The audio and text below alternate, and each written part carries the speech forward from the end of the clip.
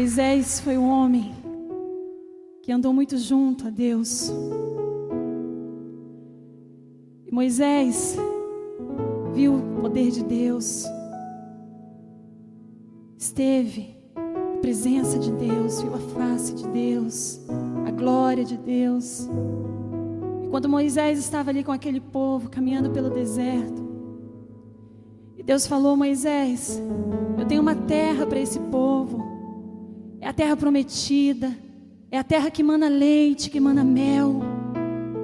E Moisés disse: mas Senhor, quem vai conosco?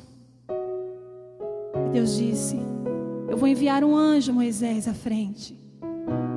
Eu vou enviar um anjo para ir junto com vocês. E Moisés disse: não, Senhor, nós não queremos um anjo, nós queremos a tua presença. Porque Moisés conhecia já o poder de Deus. E aí Deus disse para Moisés: mas Moisés, esse povo é um povo pecador, é um povo idólatra. Se eu for no meio desse povo, eu vou acabar com tudo.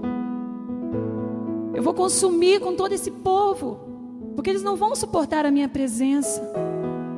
A presença de Deus é santidade.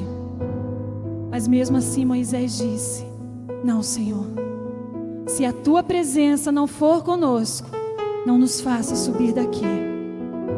E o que nós temos pedido a Deus e temos falado: Deus, nós não abrimos mão é da tua presença. A unção que o Senhor já nos deu, que pode ser nova na tua vida. Porque se você tem algo, mas você não usa, isso é novo na tua vida. E a unção que o Senhor tem preparado para nós, a unção que o Senhor já nos deu, é para quebrar o jugo. E quebrar o jugo é sermos livres, é sermos um povo escolhido por Deus, não somente para querer o poder, não somente para querer falar em línguas, ter dons de revelações, mas aquele povo que busca, antes de tudo, a presença de Deus. Aquela presença que nos coloca frente a frente, cara a cara com o nosso pecado. Você deseja a presença de Deus na tua vida?